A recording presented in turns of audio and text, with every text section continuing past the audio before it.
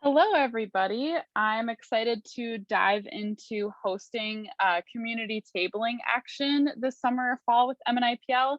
And hopefully, this little tour going through how to actually make that happen will make this seem more approachable and less scary. And hopefully, you can see that this is a really fun, nonpartisan, and really powerful way to engage voters ahead of the 2022 midterm elections. So, we're going to dive right in.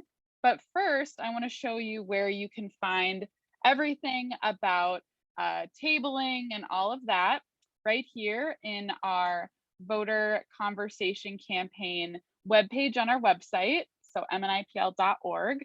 You can scroll down and you can see that our goal of this campaign is to have conversations with our communities. And there's three ways that you can do that. You can knock on doors, you can show up in public spaces by tabling. That's what we're going to talk about. And you can talk with people that you know. So here you can click on the toolkit. It takes you right here. And we're just going to go through it together. I'm not going to read it word for word, but I'm going to give you a quick overview so then you can go back and look at the details. So here you can see you can jump to different parts of the toolkit depending on what you need to look at. But first, MNIPL is here to help. That's really critical.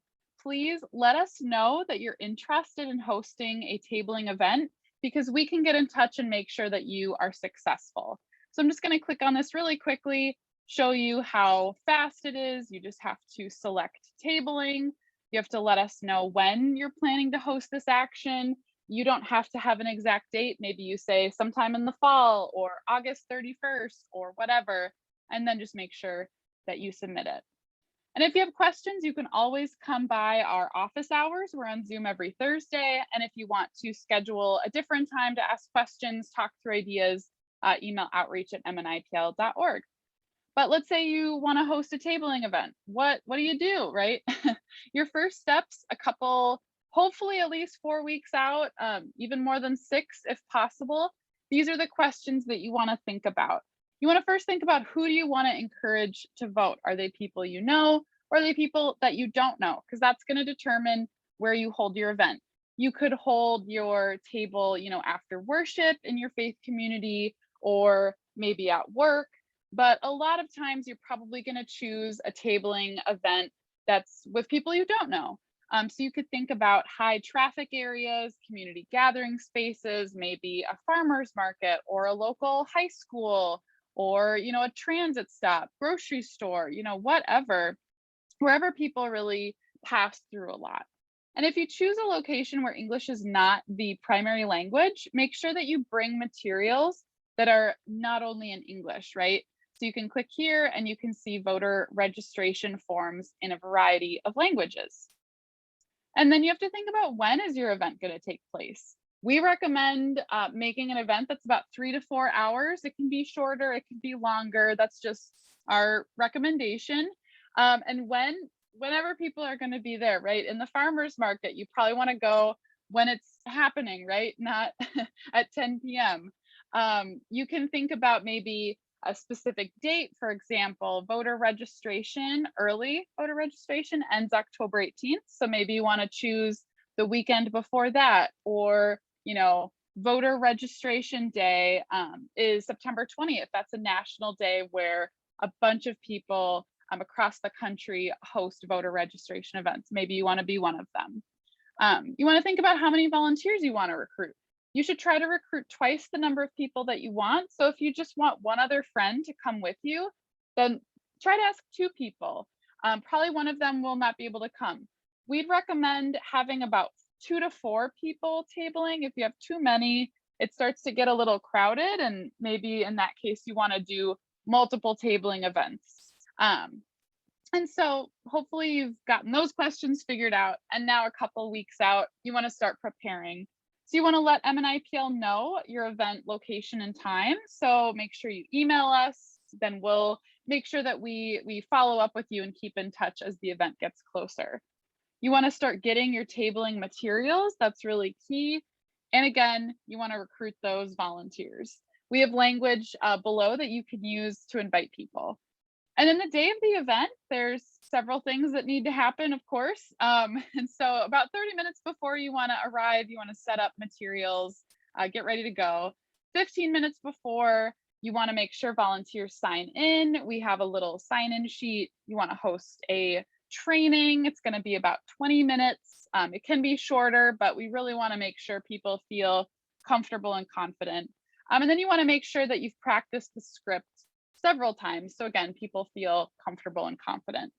And then go register and talk to voters. That's pretty key, right?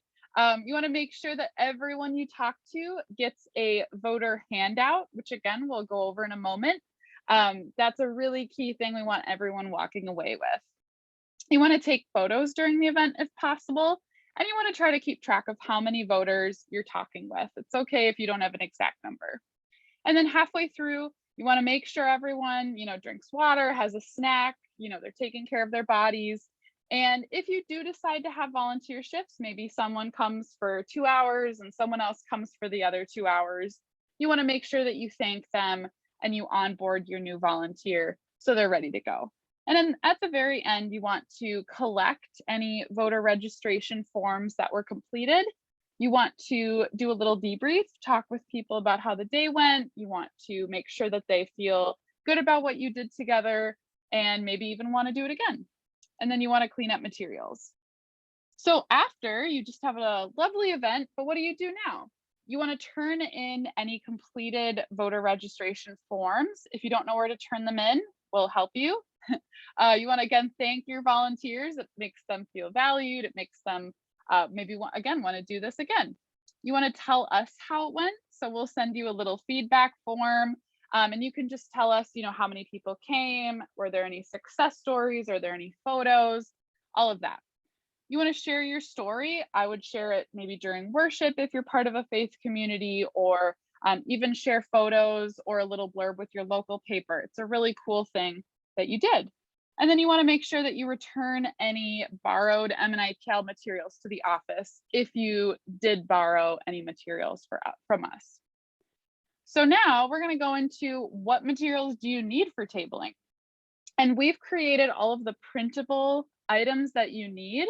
They're designed to be printed by yourself, but we don't want cost to be a barrier. So if you can't print these items yourself, you can either pick them up at our office. You can come during normal office hours. You just need to confirm with us ahead of time.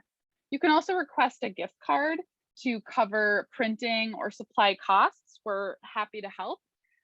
Or you can request that printed materials are mailed to you. Again, you'd need to do that ahead of time so it comes and you're not left waiting for the mail. So here are the materials that you're going to need. As you can see, there's a lot of printable items and there's a lot of basic tabling items. And I'm going to go through these first because they're pretty quick. These are items that we cannot supply for you. You're going to need to supply them yourself. But if you need help, we're here to talk to you. If you really can't get a table or pens or things like that, we can help you figure out a solution. So you're going to need a folding table and chairs, pretty important. A tablecloth is great. You don't need it, but it's nice. You need a plastic stand. We do have a little sign that we'll show you in a moment. You need clipboards, one for each volunteer. You need pens, obviously, name tags. Tape is always important for tabling. You never know when you'll need it. Water and snacks are key. Source of shade you don't necessarily need, like an umbrella, but again, if you want people to feel comfortable, it can be a nice thing to have. And then you probably want to bring sunblock or bug spray again to make people comfortable. And these are optional, but they're pretty fun. I will vote stickers. You can order them for free and they come in actually just a few days. I just ordered some and they're very fun. And there's a couple optional materials to make your table, eye-catching so that people actually want to come and check out what you're doing. You can kind of see an example here from the University of North Carolina. Maybe other banners or posters with your faith community or your group's name, or even handwritten signs. That's pretty fun to see. Definitely freebies like candy, snacks. Definitely want to make sure that they're individually wrapped, but that's a great way to entice people. I know I love free candy. Maybe if you're allowed, you could play speakers or play music. in speakers, depending on where you're at, and then any other creative ideas that you come up with. And that actually brought me back to, I think, one part I skipped. When you're choosing your location, you want to make sure that you get permission if you choose a private space. For example, a grocery store. If you want to go outside of a cub, you should probably go ahead of time, talk to the manager, get permission. You can say this is a nonpartisan event. Hopefully they'll say yes, but if not, you need to respect that. So just a thing to keep in mind. So now we're going to go into our printable materials. So the first thing that you're going to want printed is this lovely "Your vote is your voice" sign. That's where we think you should have it displayed. It's just kind of eye-catching. And there's also this QR code right here where you can have people pledge to vote. And I'm going to show you that link in just a moment. I don't think this will work. Okay, that's just fine. So we won't show you yet, but this voter pledge is a really key website that we want people to get directed to if it will be helpful for them. It won't be for everyone, and that's totally fine. So the next sheet that you'll need is this volunteer sign-in sheet, pretty self-explanatory, just a way to capture who's there and make sure you follow up with them and thank them. This volunteer training and debrief guide, very important. We're going to go through that in just a moment. But first, I want to show you this voter handout.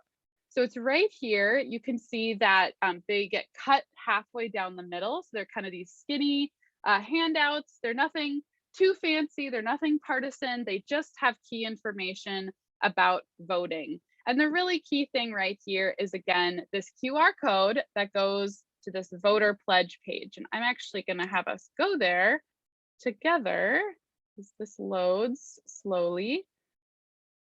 All right. So this voter pledge page is really handy because, number one, people can easily pledge to vote. They can think about how do you plan to vote, maybe early in person or by mail or whatever. The more someone thinks through their voter plan, the more likely they are to actually vote. And then over here, there are some really helpful voting frequently asked questions where you can jump to the answer, right? Like, who's on my ballot? It will take them right to that page. Or how do I check if I'm registered? Takes them right there. So the voter pledge page is just the key place we want to direct people to. And then these other forms that we want are voter registration forms and absentee ballot request forms. You can do those both online, but if someone doesn't have access to a phone, they can fill out these forms. And then the last thing that you want every volunteer to have is obviously a script. That's pretty key. Otherwise, you won't really know what to say. So we're going to go over the training and debrief guide really quickly, and then we're also going to go over the script together. So when you are hosting this action, you want to, before volunteers arrive, you want to again start setting up the tabling area. You want to make sure that the clipboards are ready to go and have everything on there that people need. When volunteers arrive, you want to greet everybody. You want to make sure they sign in. And then you want to begin the training. So in the training, I'm not going to read all this word for word, but you can see the introduction is a space to thank people for coming, remind them of today's goal, which is, again, talk to our neighbors about the importance of voting this year, make sure they pledge to vote, and make sure that they're ready to vote. So all of these lovely things, like making sure their registration's up to date, making sure they have a plan to vote, and all of that. And you want to remind people that this is nonpartisan. That's pretty key. Then you want to hand out materials. So give everybody their clipboard and their pen, and then you're just going to go through one by one the materials on their clipboard. So then you're going to show people how to use the QR code to get to the voter pledge. And again, you can access it here on this little sign and also in all of these handouts that we're going to give to every person that we talk to. And so you show how it works, how you point your camera at it. It will take you to the voter pledge page. And then you can explain some guidelines about registering voters. Like, yep, you can help someone fill out their registration. You can't force them to do it. and that it's better to register to vote online instead of on a piece of paper, because with a piece of paper, you know, you have to deal with the paper and you have to make sure it arrives. But if you do it online, it's pretty easy. Then you want to go over who's on the ballot in this area, just so everybody's aware. You don't need to do that, but it would be pretty helpful. And then you want to practice the script together. So you want to read it together, and you want to make sure that people feel really confident. So I'm actually going to show you the scripts and we'll go over it again really quickly. But that way you can see what these conversations should be about. And, you know, people don't have to memorize the script. This is just an outline. It's kind of an idea of how the conversation could go. So you could start the conversation with someone. Maybe you walk up to them with your clipboard, maybe they come to your table, and just ask, you know, are you registered to vote at your current address? Or you could also say, you know, there's the elections coming up soon. Do you have 2 minutes to make sure your, you know, voter registration's up to date? Depending on their response, you need to adjust, right? If they are registered, you could say thank you, and then go to the next part. If they're not sure, you know, let's just take 2 minutes and check. Then you want to use the QR code on the handout, go to the voter pledge page and go do that. And if they haven't registered to vote, you know, I can register you here. It'll just take a minute. There's a couple guidelines about what they need to register and all of that. And then you want to go into making sure they have a voting plan. So, you know, do you have a plan to vote? You can vote on November 8th. You can vote early in person or by mail. You know, we encourage you to pledge to vote so we can follow up with you, you know, closer to November 8th. So that's when you can give them the handout. You can go over the voter pledge page. And you can talk about how, you know, this includes really helpful voting tips, links for registering to vote, all of that. And a really important thing is, because of redistricting this year, your voting location might have changed and who's on your ballot might have changed. So it's really important to just double check. And then closing, you know, can I help with anything else? Thank you. Have a great day. And one thing, you know, we can't confirm or know ahead of time how these conversations will go, but just in case, you know, you talk to someone and they say, oh, I voted before, but I'm not going to vote this year. It doesn't matter. You know, you can follow your instincts and talk to them how you see fit, but just some ideas are, you know, you could affirm their frustration, say, you know, is a really frustrating time. Maybe ask them for what their top voting issue is. You know, is it climate change or gun violence or whatever issue? And then just remind them up and down the ballot, we're electing leaders who can make an impact on that issue. And of course, if they still don't want to vote, thank them for their time. It's totally fine. And you could still give them a handout in case they want to register to vote, just so they have the choice later. And a couple tips really quick. Again, I won't read all of these word for word, but just do be proactive in talking to people. Don't wait for them to come to you, but don't make it partisan. Do make your table inviting, you know, make it somewhere that people want to see what's going on, right? But don't get discouraged if you aren't talking to a million people. A lot of people are busy. Even if you only talk to a few people, that will still make a huge impact. Do know the local rules and regulations. You don't have to be an absolute pro, but as long as you read over the training materials, you know that, you know, voter registration deadlines are October 18th, you're good to go. But don't answer any questions that you're not sure about. You can direct them to the handout, or they can call this number. Do ask follow-up questions like, oh, I'm already registered, no thanks. Again, you could follow up and say, oh, well, you know, have you moved recently? Have you changed your name? If they haven't, that's fine. But sometimes people don't know that their registration's out of date. Don't forget to follow CDC guidelines. Do go to public places. Again, if you go to a private place like a grocery store, make sure you have permission. And don't use incentives for voter registration. Like, don't say you can only get this candy if you register to vote. Okay, so you're practicing the script, you're explaining. It's important to explain why we open with that clear question. It makes it more likely for people to engage. Like, are you registered to vote at your current address? People might think, oh, actually, I'm not. Thanks. And then you want to also, as a group, decide if you want to introduce yourself as members of your faith community or volunteers from MNIPL. You can do either, but just if someone asks, like, what is this group? You can decide how you want to answer that. And take time to think about what issue matters to you this election. Because again, if someone says, I don't care about voting, it doesn't matter, maybe you can share, oh, well, I think voting matters because I care about X issue. And then again, practice, do a sample conversation, have people practice with a partner, all of that. And then decide where people are going to go. Maybe some people stay at the table. Maybe the rest of the group walks around with clipboards. Maybe people come back and switch places. There's really no right or wrong way to do this, but just don't have everyone sitting behind the table because you're not going to talk to as many people. And then final things to do, sorry about that, is you want to have any final questions and answers. You want to take photos during the event, so take a group photo now. Make sure that you keep expectations in check. A lot of people are already registered, but even if we only talk to a few people who need that reminder or who got to check their registration or vote by mail, it's worth it. Drink water, have snacks, tell people when you're going to check in for a debrief. Thank everybody for coming and get started. And then at the very end, there's just some debriefing questions and ideas of what you can talk about. So again, make sure people turn in their clipboards.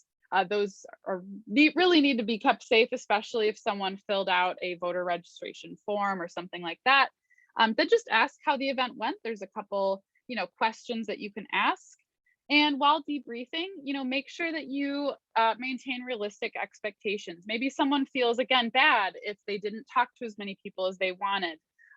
Help them understand that this was still a huge impact, again, even if we only talk to a few people.